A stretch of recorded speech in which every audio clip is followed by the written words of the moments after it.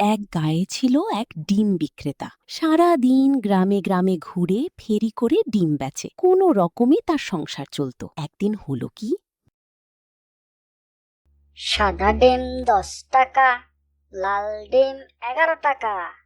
একসাথে দুটো নিলে পাবেন 20 টাকা মূল্যে। কেউ কানেও তোলে না, সাড়াও দেয় না। আজ হলোটা কি সবার? হ্যাঁ, সাদা ডিম 10 টাকা, লাল ডিম 11 টাকা। একসাথে দুটো নিলে পাবেন 20 টাকা মূল্যে। সাদা ডিম 10 টাকা, লাল ডিম 11 টাকা। একসাথে দুটো নিলে পাবেন 20 টাকা মূল্যে। সকালে যে কার মুখ দেখে উঠেছিলাম, দিনটাই বোধ হয় খারাপ যাবে। একটাও খরিদ্দার জুটলো না। যাই, ওই গাছের নিচে একটু জিরিয়ে নেই, তারপর আবার ডিম বেচা যাবে। সাদা ডিম 10 টাকা, লাল ডিম 11 টাকা। একসাথে দুটো নিলে পাবেন 20 টাকা মূল্যে। আবার এদিকে খুব খিদেও লেগে গেছে, আর সাথে খাবার মতো কিচ্ছু নেই। আরে, আমার কথা শুনে উপরওয়ালা আমাকে একটা আম দিল নাকি? যাই হোক, আমটা খেয়ে ক্ষুধা মেটাই। খুব মিষ্টি খেতে, খুব দারুণ ছিল। আরেকটা খেতে পারলে ভালো হতো। এই গাছের আম কেন খেলি? কিন্তু আমটা তো নিচেই পড়েছিল, আমি তো সেটা পেরে খাইনি।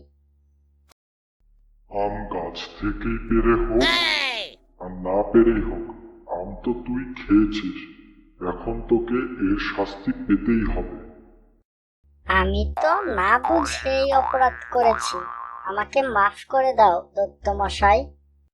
আচ্ছা ঠিক আছে, তুই যেহেতু না বুঝে অন্যায় করেছিস, সেহেতু তোকে একটা বাঁচার সুযোগ দিতে চাই। কি রকম সুযোগ দত্ত মশাই?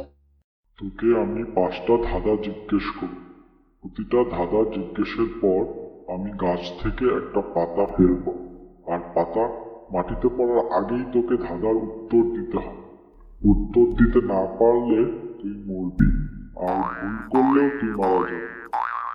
আর আমি যদি সবগুলা ধাঁধার উত্তর দিতে পারি, তাহলে কি হবে দত্ত মশাই?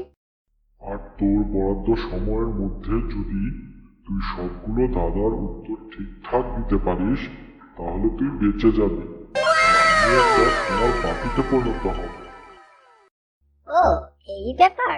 ঠিক আছে দত্ত মশাই, তুমি তোমার ধাঁধা শুরু করো। তোর জন্য প্রথম ধাঁধা।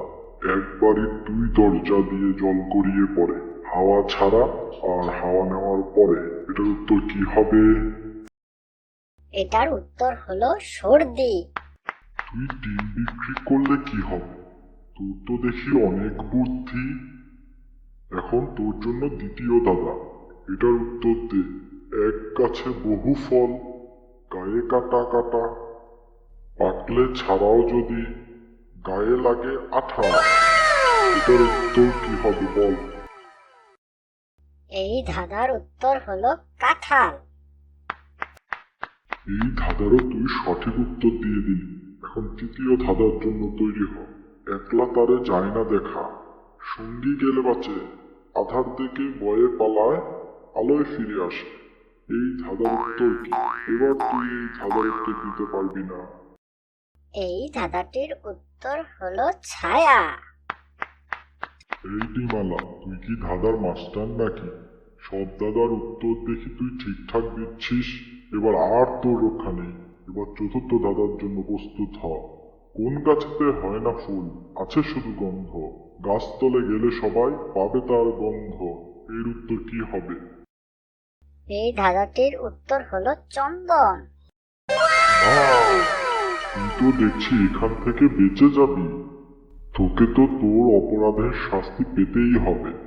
এবার তোর জন্য পঞ্চম ধাঁধা। খোলা চোখে দেখা যায়, আবার বন্ধ চোখেও দেখা যায়। এবার তুই আর এই ধাঁধার উত্তর দিতে পারবি না। এই ধাঁধাটির উত্তর হলো অন্ধকার। না, শেষ পর্যন্ত তুই আমাকে জাদুর বাটি বানিয়ে দিলি।